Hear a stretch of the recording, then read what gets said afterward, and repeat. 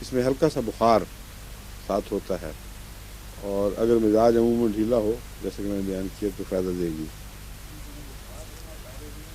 نہیں، ہر جگہ نہیں. پائروجینم کا خصوصیت سے ایسے بخاروں سے تعلق ہے. اس کا مزاج پائروجینم کا بھی سمجھنا ضروری ہے نا، جس میں ٹاکسن دماغ پہ چڑھے اور ریونگ اور ویسا پاگل پن پیدا کرے جیسے پرپل فیور میں عورتوں میں دکھائی دیتا ہے. وہ پائروجینم کا خاص مزاج ہے. اور سڑا ہوا گوشت کھانے سے جو لوگ پاگل ہوتے ہیں ان کی بھی اسی طرح کی بہکی باتیں ہوتی ہیں. کچھ وائلنس بھی پائی جاتی ہے، کچھ شدید بے چینی، نیند میں بھی ہر وقت بے چینی. پائروجینم کا مزاج اگر معلوم ہوگا، دکھائی دے گا، تو پھر وہ اینٹی سیپٹک ہے.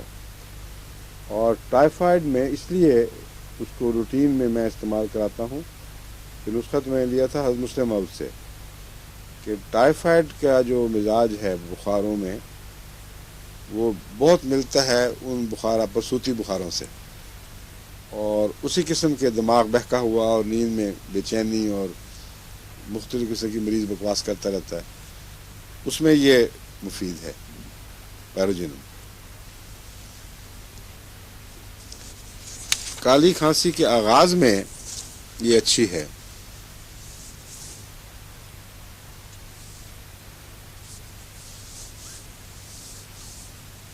اور عموماً جو کھٹ کرنے والی کھانسیاں ہیں ان میں یہ بے اچھی دوا ہے کاربوویج. لیکن آگے جا کے میں آپ کو بتاؤں گا بعض دواؤں سے کھڑ کرنے والی جو کھانسی ہے، جو خڑ نکلی، کچھ آرام آ گیا پھر کھڑ وہی پہ نکلی، اس کو ٹھیک کرنا بعض دفعہ مضر ثابت ہوتا ہے، کیونکہ اس کے نتیجے میں خشک خوفناک ہیکنگ کاف جو ہلا دیتی ہے، ڈھول کی طرح چھاتی بجتی ہے اور چین نہیں ملتا، اور وہ جو بے چینی ہے وہ رفتہ رفتہ یوں لگتا ہے جیسے وہ ایگزیما سا بن گیا اندر، اور اندر کی جو سرفیسز ہیں وہ سوج سی گئی ہیں. اور اس میں پھر کھانسیں تو پہلی شروع میں کھانسنے سے کچھ آرام آتا ہے، ذرا ایسی کیفیت جب بڑھ جائے تو کھانسنے سے آرام نہیں آتا، کیونکہ وہاں پہنچتا نہیں آدمی. جیسے سوجی ہوئی جگہ پہ کھجلی کرنی ہو تو اندر نہیں پہنچتا اس کا اثر، ویسے کھانسی میں کیفیت پیدا ہو جاتی ہے. ایسی صورت میں رسٹاکس 200 بعض دفعہ میجک اثر دکھاتی ہے.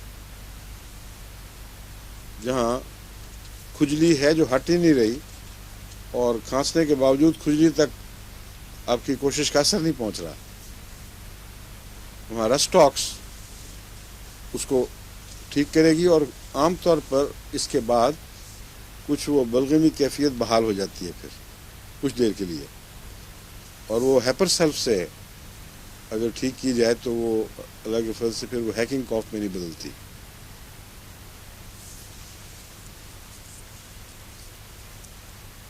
اس میں جو دمے کے دورے ہیں، اکثر دمے کے دورے تو آپ کو علم ہے، پہلے میں بتا چکا ہوں، رات کے وقت زیادہ ہوتے ہیں اور اچانک آتے ہیں. ہاتھ پاؤں کو سونا میں پہلے بیان کر چکا ہوں. اس میں ایک چیز ایسی ہے جو عام طور پر جہاں تک میرا علم ہے ہومیوپیتھ اس سے خاص فائدہ نہیں اٹھاتے. کئی دفعہ آپ نے دیکھا ہوگا بعض مریض ہیں جو کچھ لمبے عرصے بیمار رہنے کی وجہ سے ان کے ہاتھ اور پاؤں شریول سے ہو جاتے ہیں، پنجے سے بن جاتے ہیں، اور ویسے باقی جسم پہ نہیں ہے وہ احساس. ہاتھ پاؤں خاص طور پر سکڑ سے جائیں، مرجھا جائیں تو کاربوویج چوٹی کی دوا ہے ان کی، لیکن لمبا عرصہ کھلانی پڑے گی، چند مہینے یا وقفے سے بے شک سال تک دیں، کیونکہ یہ گہری اندرونی کمزوریوں کے نتیجے میں ہوتا ہے جو رفتہ رفتہ پھر اپنے اثر دکھاتی ہیں. ناخنوں پر بھی اثر پڑ جاتا ہے، سارا ہاتھ ہی شریولڈ سا ہو جاتا ہے. ناخنوں کے متعلق میں آپ کو کبھی بتاؤں گا آئندہ انشاءاللہ. ناخنوں سے بھی بہت سی بیماریوں کی پہچان ہوتی ہے.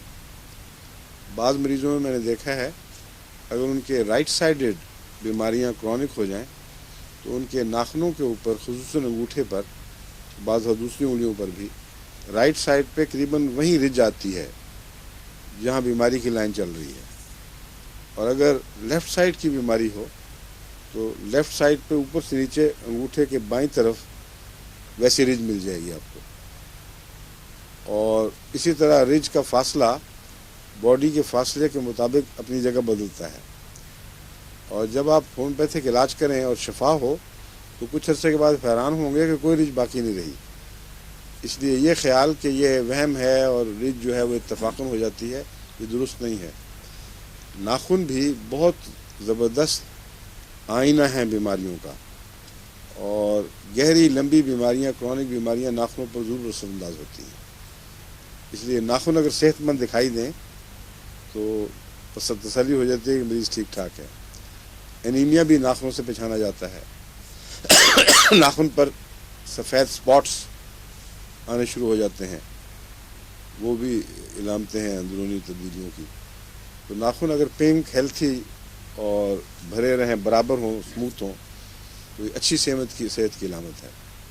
اسی طرح بعض بیماریاں بالوں سے پہچانی جاتی ہیں. بالوں میں اگر خشکی سی اور لیک لسٹر بال جس کو کہتے ہیں، ان میں چمک نہ ہو تو اس کا مطلب ہے کہ وہ مریض ہے، کوئی اس میں کچھ گہری بیماریاں اثر کر رہی ہیں. بعض دفعہ بالوں کے کنارے پھٹنے لگتے ہیں، اور جہاں صحت اچھی ہو وہاں بال بہت خوبصورت اور اچھے رنگ کے ہوتے ہیں. یہی حال مرغیوں میں ان کے پروں سے پتہ چلتا ہے. مرغیاں پالنے کا ہمیں شوق رہا بچپن میں، ابا جان کو بھی شوق تھا. تو جو مرغی بیمار ہو اس کے پر فوراً بتا دیتے ہیں کہ بیمار ہو گئی. جو صحت مند ہو اس کے پروں میں ایک خاص چمک اور سوری مجھے جو کھانسی ہوئی ہے بولنے سے تھوڑی سی ہو جاتی ہے، پھر ٹھیک ہو جائے گی. مجھے کل نزلہ ہو گیا تھا، اور نزلہ جب تیز ہونے لگا تو مجھے خطرہ ہوا کہ اب ڈاکٹر صاحب نے مجھے نماز میں دیکھنا ہے تو کہیں گے لو جی یہ بھی گیا. تو میں نے پھر بیسیلینم اور انفلوئنزینم یہ کھائی، تھوڑا سا فائدہ ہوا اور پھر دوبارہ شروع ہوا. پھر میں نے دوبارہ کھا لی. عام طور پر میں بتاتا ہوں کہ دن میں ایک دفعہ، کتابوں میں اسی لکھا ہوا 2-3 دن کھایا پھر چھوڑ دیا. لیکن جب ضرورت پڑے تو پھر ایک دفعہ کا فارمولہ نہیں چلتا. 3 دفعہ کل کھائی اور رات تک نزلہ ٹھیک ہو چکا تھا بالکل. اب وہ نزلہ جو ہے مجھے دیکھیں نا، کوئی میں نے نہیں پہنچا، کچھ قطرہ نہیں گرا. حالانکہ عام طور پر ہفتہ 10 دن تک یہ نزلہ چلتا ہے، پھر بلغم بنتا ہے، پھر اور مصیبتیں. تو کچھ جو ٹینڈنسی تھی بلغم بننے کی، اس میں نے فاسفورس 30 کھائی ہے اور بہت نمایاں فرق پڑا ہے. لیکن ابھی اندر چونکہ کچا کچا ہوتا ہے، اس کے مادے جو ہیں وہ تیزابی مادے ہوتے ہیں، اس لیے جب بولا جائے تو تھوڑی دیر کے لیے خراش پیدا ہوتی ہے. لیکن وہ حال نہیں ہے جو ایلوپیتھک علاج سے ہوتا ہے. نزلے میں کر کے آپ کو پتہ ہے کتنی دیر مصیبت پڑی رہتی ہے. اینٹی بایوٹکس دے دیں تو اور مصیبت، جگر کا ستیاناس. ٹانگیں بھی رفتہ رفتہ مرجھاتی ہیں، پھر کلائیاں مرجھانے لگتی ہیں. تو ہاتھوں سے جس طرح کیوپرم کا تشنج جو ہے ہاتھوں سے شروع ہوتا ہے اور بتاتا ہے کہ مرگی کے دورے میں جہاں ہاتھوں سے انگلیوں سے تشنج ہو وہاں کیوپرم ضروری ہے دینا. اس طرح اس کی ویدرنگ یعنی مرجھا جانا اور سکڑنا اس کا پاؤں اور ہاتھوں سے اور پھر رفتہ رفتہ کلائیوں اور ٹانگوں میں اس کے اثر ہونے سے پہچانا جاتا ہے. خوابیں اس کی عام طور پر آگ لگنے کی، چوری کی اور حادثات کی.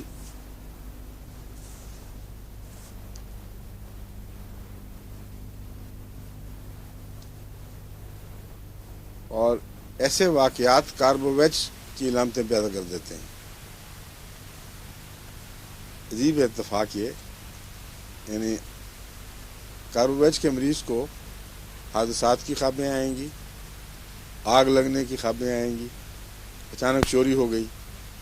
اور اگر کسی کے گھر خدا نخواستہ آگ لگ گئی ہو، چوری ہو گئی ہو یا اور حادثہ پہنچا ہو، اور اس کے بعد رفتہ رفتہ اس کے وہ بیمار ہو جائے، تو وہ بیماریاں جو اس کے بعد رونما ہوں ان کا کاربوویچ سے تعلق ہے.